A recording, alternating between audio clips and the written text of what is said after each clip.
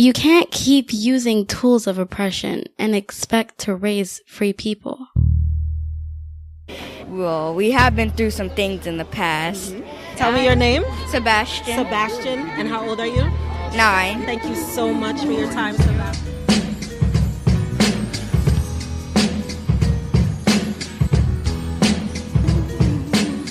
So this weekend was awesome for so many reasons. So I did my first remote podcast episode at I don't even remember because we saw it twice. We saw Black Panther Thursday night in 3D at an IMAX theater, and then we saw it Friday with a wonderful group. It was epic because it was Black Panther, and also because Fair of the Free Child did its first remote podcast. And I couldn't have thought of a better place and time and set up people to do it around. And I have to give thanks to Jaquita and Eric Thomas, the founders of Pharaoh's Conclave, also known as PCX or PCX Atlanta, for inviting me to come out. It was really good to be with them. Met them through Michaela Streeter, who you remember from the podcast, I hope. Eric is one of the facilitators over at the Life School, and he invited me to podcast from this premiere as his and Jaquita's company, Pharaoh's Conclave, was hosting this VIP'd out and so much fun premiere party. And oh my gosh, y'all should have seen how folks were dressed. I loved that it was intergenerational. The youngest person that I interviewed was 9, but there were people there as young as 3 or 4. And then we had some elders in the building as well. And everybody was like Wakanda out, Africa was say. It was awesome. So check out Pharaoh's Conclave if you're in and around Atlanta. It's pharaohsconclave.com. They are PCX online, and the link will also be on the show notes page, of course. We need to go play with them too. Like Chris and the girls are gamers, so we're going to connect.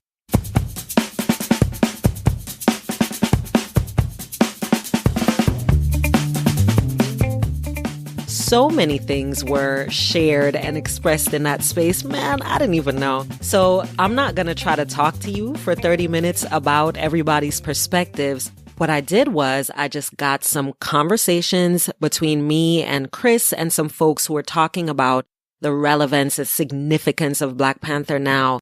So I'm going to give you that in a bit. I do want to say, though, I'm so hype right now. I need to calm down. I took the mic off the stand and everything. Okay. I went into Black Panther with an agenda. I wanted to see how unschooling was showing up in that movie. And it took like 0.3 seconds for I saw all of that. And mainly it showed up really in Shuri, who was T'Challa's sister. And now I'm talking about the movie, not the actual comic book series, because I know there are some differences in terms of the storyline and some aspects of the relationship between Shuri and T'Challa and the throne and all of that show up in the comic book. I ain't talking about it. I'm just talking about the movie. So in the movie, Shuri runs the technology for Wakanda, this uber wealthy in terms of resources, technology, people, wellness, all of these things, this uber wealthy country in Africa. And she runs their technology. Now, she doesn't run it because it was handed down to her from somebody. She runs it. She creates and designs and puts these things together to deal with the most precious thing in the land, which is vibranium, how to temper it, how to transport it, how to have it be part of the fabric of the very country, literally. All of this shows up in Shuri, and all of it is supported by the people around her. The one person who questioned it and said, your entire technology is run by a girl. He was basically shamed eventually because he lost the battle that he set out to win when he tried to take the throne. But Shuri was really the star of the show for me. Certainly, there were so many people that just shone in that space. Shuri was significant for me because you saw this small, unassuming, dark-skinned girl who was so confident in her abilities. It wasn't a matter of her struggling with her brilliance or whatever. Nah, she knew she was amazing and she walked in that. Kind of like Wakanda walked in that. That was the other aspect of unschooling that I saw. When I think about Wakanda, this fictional country, I think about the real continent of Africa. If Africa was left to, or is left to, develop and continue to grow into itself without colonization, it would be Wakanda. It would be what Shuri is. Or certainly it could be. Certainly it has the capacity to be. And similarly with young people, if they are in supportive environments instead of being colonized in the sense of people laying claim, adults laying claim to who and how they are and what is best for them and how they are a resource and all of these things, that's when you get to see that level of brilliance and advancement and all of that that would show up in a Wakanda or a Shuri. That's what I saw in the movie, in seeing it back to back Thursday and Friday and really feeling through it. And you'll hear some of the conversations from folks, whether it's the general consensus that, oh, it's good to see ourselves, which is so important, down to the more nuanced things about women, for example, the role of women there, this idea that it wasn't women versus men at any time and that women weren't given power by men. Their power that they naturally had just wasn't interrupted. And together, women and men built something that thrive. These sort of things are showing up in it and people are talking about that in it too. So you'll get to hear that. But when you see it, whether it's for the first time or go see it again or have conversations around it, I really want you to think about those two unschooling components. When we allow for things to develop on their own and when we are not colonized or using the mindset of the colonizer, what things can happen and grow and flourish in that space. I feel like, as you'll hear this dude named Ken say in a bit, it wasn't even a matter of T'Challa was clearly right and Killmonger was clearly wrong. Not to me, because if any of us are in bondage, then none of us are truly free. But Wakanda was kind of hiding from the fight because it's like, well, we're going to protect ourselves. And that's a problem. But then on the other hand, Killmonger was clearly coming from a space of hurt. His thing wasn't about just freeing Black people. It was about oppressing white people, basically using the same tools of the oppressor on the other side. That's a problem as well. But is it as simple as, so just let's figure out how to work together? I don't know. And these are the things that we talk about, why Black Panther is relevant to us, why we have these conversations, because it's a similar thing, very much so in parenting, where we are recognizing that we needed to step up. We were recognizing how we were taking on tools of the oppressor, these colonization mindsets when it comes to dealing with our children. And we're developing something new, but it isn't about just like, all right, whatever, you do what you want to do and I do what I want to do. No, there is a hierarchy at some points. There is a need for leadership and following. And sometimes the leader is the adult and sometimes the leader is the child. It's not as simple as Killmonger or T'Challa. It's not as simple as my child gets to do whatever they want or I'm being oppressive. It's not as simple as that. It's nuanced like a movie, like life. And I really encourage you to consider those things as you watch the brilliance that was showing up through all of the actors and the director and all of that. So now let's take a listen as several folks in Atlanta tell us why they were at the Black Panther premiere this weekend. And then I'll close it out with a little clip from Eric.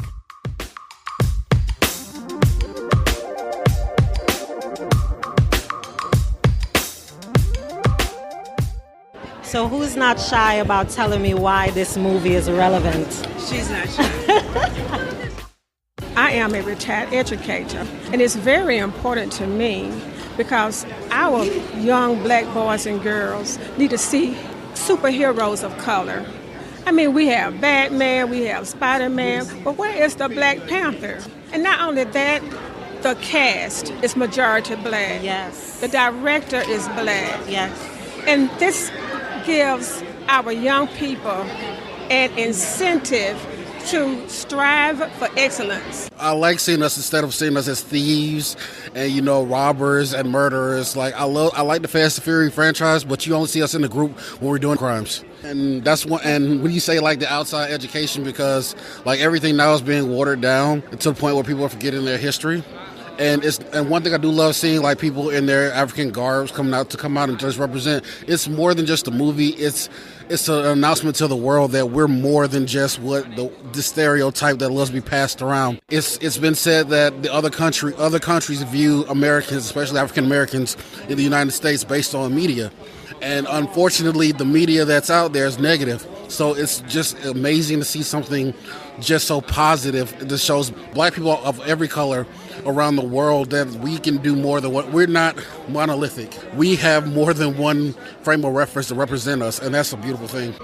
It's definitely important for children of color to actually know who they are and to know the truth. And as you said, in the educational system, we are not taught the truth. Actually, even from a geographical system, we're not taught the truth. So a lot of information has been left out, and a lot of information has been distorted. A lot of information is just not true. So when it comes to actually knowing who you are, a lot of stuff needs to be taught at home. But not only that, but just within multimedia, it's definitely a mental attack on us and on the children. So when you add the element of not knowing who you are and being miseducated, you're lost from a sense of where did I come from? Exactly. But then now you're placed in a system to where you're actually told that what you look like is not worthy of love and beauty and should be a standard of that. Yep. So just from now I'm lost, don't know where I came from, I'm locked out of my own history, and where I'm at, I'm told that I'm not worthy because of what I look like. Yes. So it leaves us not just children, but just adults in a sense of self-hate, and to where we hate each other and to where there's no unity. So within that, we feel like the only way to get ahead is to play by someone else's system, to where now we're begging for opportunities instead of creating our own, because we feel like that's the only way that we're able to survive and get to a higher level, is to prove someone else what our worth is instead of actually knowing how powerful and worthy we are ourselves, because we are the creators. This movie is an example of what power is and the type of power that we actually have within us. And just seeing what power is from a leadership on down, everyone look like us, and everyone of a darker hue. I love that. Yes. That's monumental for me. Yes. I support that.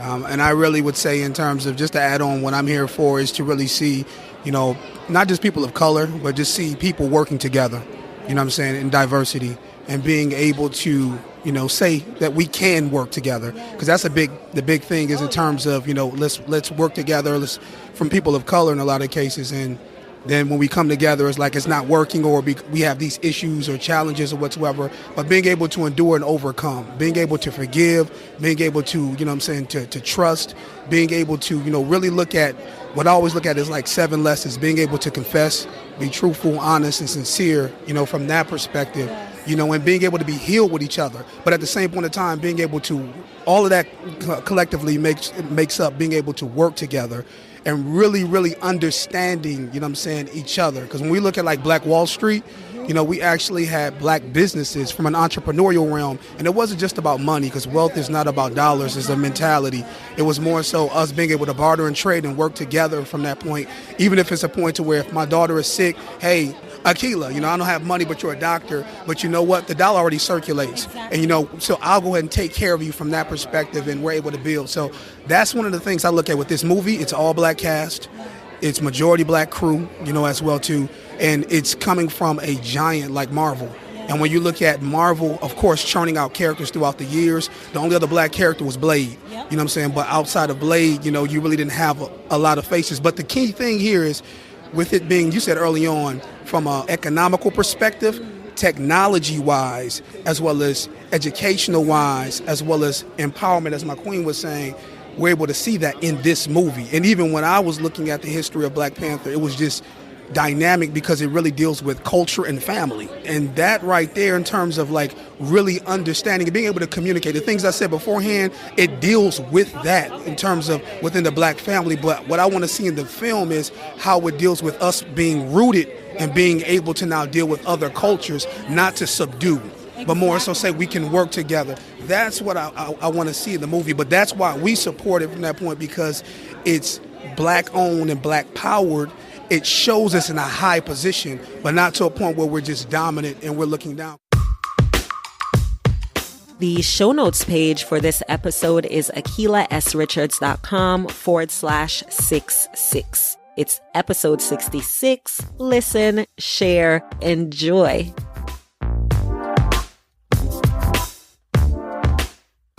I am here for several reasons, but first reason is in support of Eric and the two of them and their efforts to make this available to us of the senior years, first of all, to this. But I'm also in support of the costume designer, who is a Hamptonian, and I went to Hampton. So I am really seeing that, and of course always support of what is happening, what our people are being exposed to. So that's my reason for being here. And I have a daughter who's now in the country of Namibia, loves Africa, and I'm going to be going before this year is over.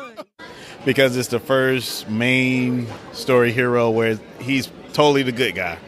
He's not a demon, he's not a vampire.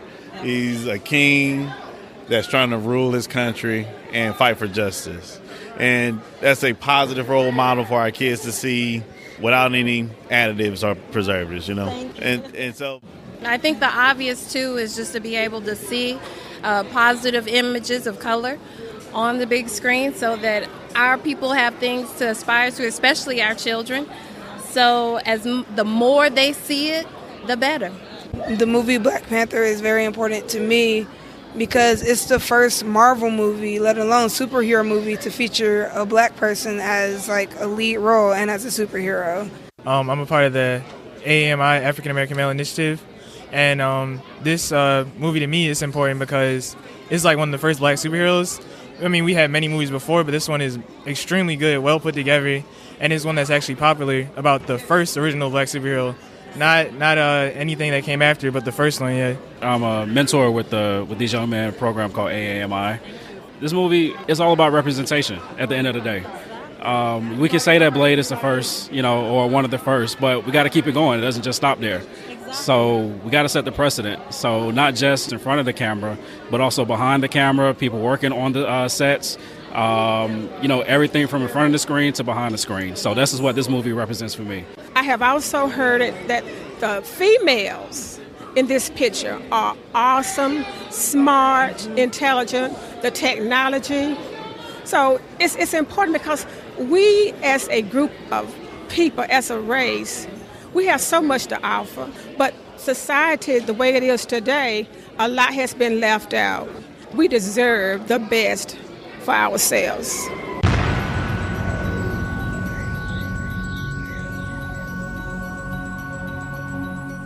It's very complex. It is a standout for most of the other Marvel movies. Yeah. You actually felt for the bad guy in this instance, especially being an African American who lives in the U.S. and some of the things that we have read and experienced. So I thought it was amazing, and to just the level of depth, to the beauty of Wakanda, just the way the art was celebrated, the people, how culturally diverse we are. Listen.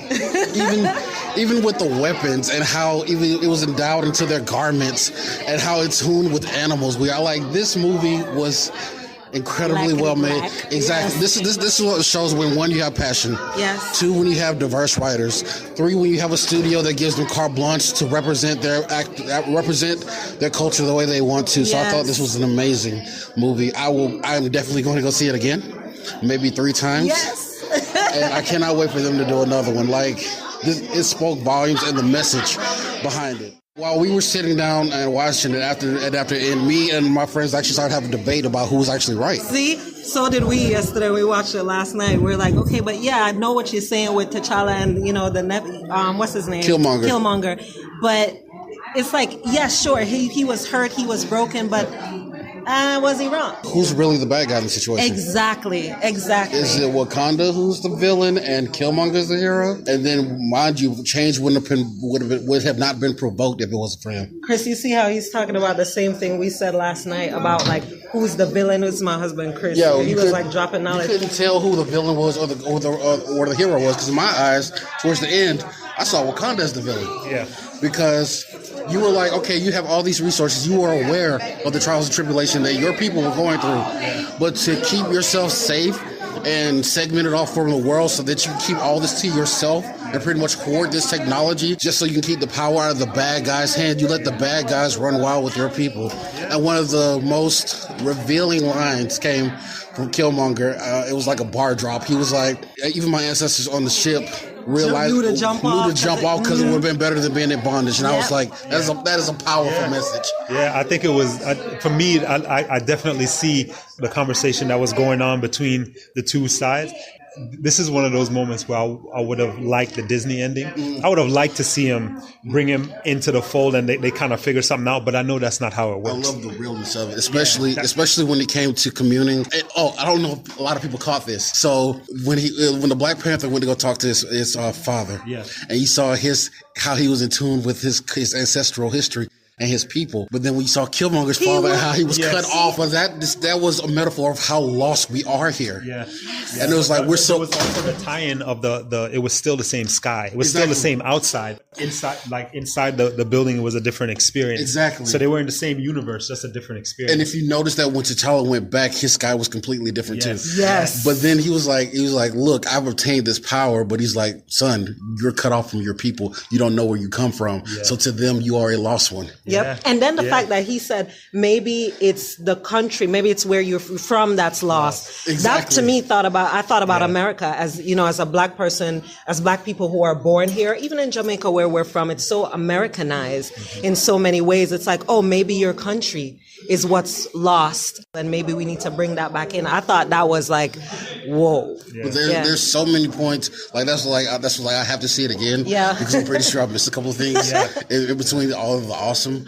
But especially if you look at the social structure of it too, and how women were there in a more stronger role and capacity. They were the one protecting the king because they were seen as the only ones to be able to do so. Supportive of each other as well, how they listen to each other as opposed to this, I'm gonna try to get him and da-da-da-da-da. Exactly. That was major. Like women were on par. Like when you think security, of course, in American sense, you think of muscular men. Mm-hmm. But if you saw how the way these women, especially in the heart of combat, and watching one of their own fall, and how her love, he was like, "Come on, boo, you gonna blah blah." She said, "In a second." In a second, and they moved together. That's the thing that I appreciate. Like when they fought, fought as a unit, and it was even Killmonger that dealt with Black Panther when it was one-on-one and no power. Had a hard time. He almost lost the chain. Yes, yes. They had him, which showed you how powerful they really are. He was like, "Hey, your suit doesn't grant you an instant win." If you looked when you saw his grandparents and the rest of his line. I know many people noticed that there were a couple of women in there too. Yes, I looked for that immediately. I looked to see. So you saw that women were leading the line. Yeah. That's why when his sister raised his hand, he got kind of scared because he was like,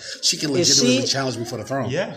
They actually had to consider and be like, wait, what exactly is going on? What is she doing right now? And it's not just the fact that she was a woman, but also even her age. When the Gorilla King was like, it's a girl. You're having your whole technology run by a girl. I thought that was also a very profound statement to say young people, women, all these different groups that we dismiss.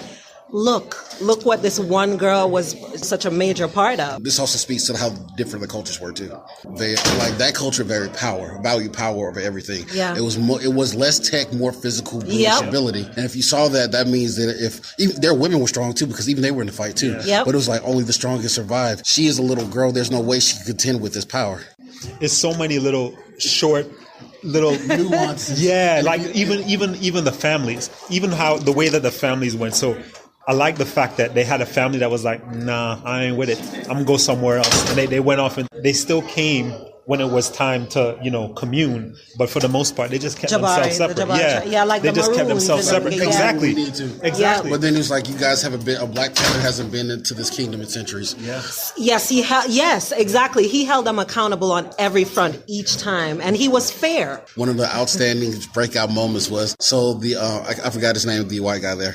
Oh, yeah. But the fact how they were like, they will kill you because they see you as a colonizer, as an invader. Yeah. They see you for what you are, and they will not let that go, which means that they're aware of their history, which is one reason they were like, we don't want to give technology to these people because they don't deserve it. Yes. But then if you also went to the Pride, where the other guy was, the other kingdom, where the 8th kingdom was, he saw them as a pet. Yes. He's like, I refuse to speak to you like you're human. Yes. I'm going to bark at you so you know your place and hide. Yeah. And then in order to escape, what did he have to do? He even had to dress up in female garbs in order to escape. Yep. And those are the things that we're like, they actually let that come through. That's interesting. Yeah, and I remember when he went, he had in the female garb, but he had to cover his face. Yes, and he had to follow the rules of the black woman and the black man, because when he turned to look away, I think was a rare moment of humility. Exactly. It was a rare. This is the thing. Like typically with whiteness, something like that is the other way around. Like you look at that and you're like, that's what y'all doing. I'm in your space, but that's what y'all doing, and I'm gonna do what I'm doing. That's the main thing about this thing. It's like a whole movie devoid of whiteness. Exactly. And one thing. Oh God, I can talk. I know. That's why I went to found it. The level of, because if you notice in the beginning, the contrast when he was outside of Wakanda, the level of privilege he thought he had. Yeah. He was like, I can say and do everything because I'm backed by the United States, buddy. And the old girl was like, you don't know anything. And when they got back, it was a step back. He was like, because when he tried to speak ahead of everyone, he was like, you have no authority here. That's right. Yeah. And if you notice, even with his position, he slowly, because at first when he was walking with the women, when he first got to Wakanda, he tried to walk out front. And if you notice, as the movie went, he slowly started to go towards the back. Even till when they started to move, he was automatically behind them. So you saw that diminishing of privilege within the movie. Do our own thing all over everywhere, and that's what Pharaoh's Conclave is going to do as well. And so what we want to do as a company is bring partners together in a conclave to bring things that we have to impart to our younger generations and even our older generations, everybody. So if anybody's looking for any way to get into a technology company, that's what we're here for. And so we want to unify, just like was represented in this historic movie. So this story is being told. We know a lot of different stories are now coming to the forefront. This is not the first time that African Americans have been a part of technology. We were here at the beginning. We will be here all the way through. And we have more things in common than different. So thank you again for your support. You'll be hearing a lot from us. Please follow us on Twitter, Facebook, because you're going to hear a lot going on. So we want to just, again, bring people together to this conclave of just making this a better world for us. Thank you again. Love you guys. Don't forget to grab your passes on the way out. Fear of the Free Child is a weekly podcast that centers diverse narratives, insightful commentary, learning with our children and deschooling ourselves, owning our multiple identities and treating children with dignity, creating community and sharing conversation from often silenced spaces, breathing life into liberation practices, proactively and on purpose. It's about parenting. It's about self-directed education, loving. It's about learning. Thanks for listening to Fear of the Free Child podcast. Like the show? Then show your love or give your feedback at akilasrichards.com.